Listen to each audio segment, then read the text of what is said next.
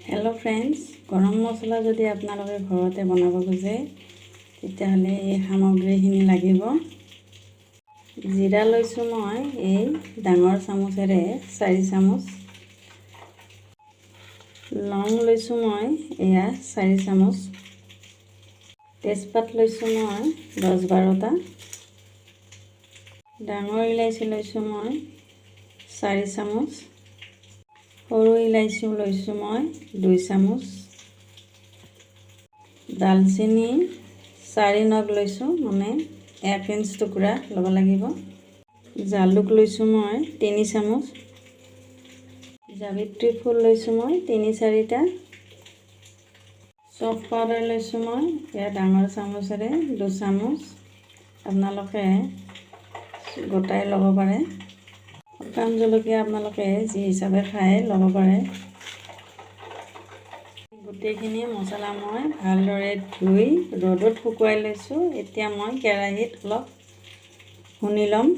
কেৰাহী এখন লৈছো, ইয়াতে মই মছলাখিনি এতিয়া অলপ ভুনি ল'ম আৰু কম গেছ দি মই লৰাই থাকিব লাগিব।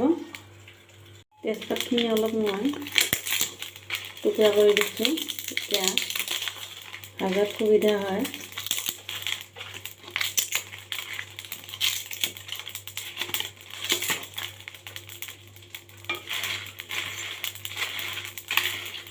যেতিয়ালৈকে এটা ধুনীয়া গোন্ধ নোলায় তেতিয়ালৈকে অলপ ভাজিব লাগিব।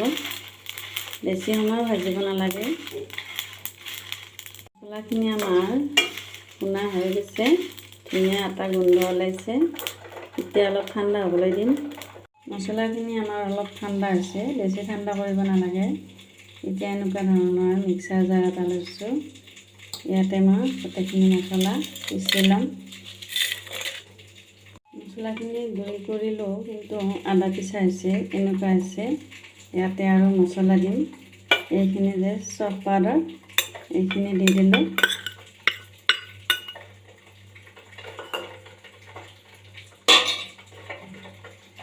হালধি দিম 1 চামুচ।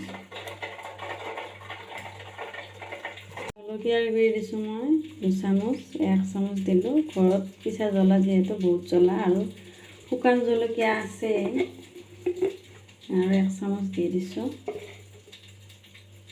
আধা চামুচ মই নিমখ দি দিছোঁ। এইখিনি এতিয়া পিচিম আৰু। ফ্ৰেণ্ডছ, এয়া চাওক আমাৰ মছলা ৰেডি হৈছে। গৰম মছলা ধুনীয়া মিহিন হৈছে, আৰু আপোনালোকে যদি চালি ল'ব পাৰে, চালনি নহয় এনেও খাব পাৰে। ধুনীয়া হৈছে এই মছলাখিনি। এমাহ-2 মাহটো যাব আপোনালোকে যদি বেছিকৈ বনাব খোজে, তেতিয়াহ'লে ডবল দিব চব বস্তু। ঘৰত বনোৱা মছলাটোৰ সোৱাদেই বেলেগ।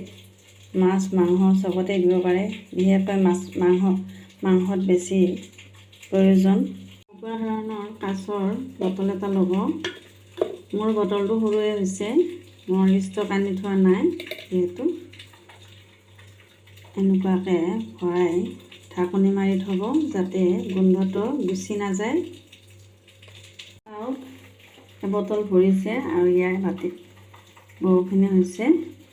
যদি আপোনালোকৰ এই মছলা ৰেচিপিটো ভাল লাগিছে, তেতিয়াহ'লে লাইক আৰু ছাবস্ক্ৰাইব কৰি দিব। Thank U.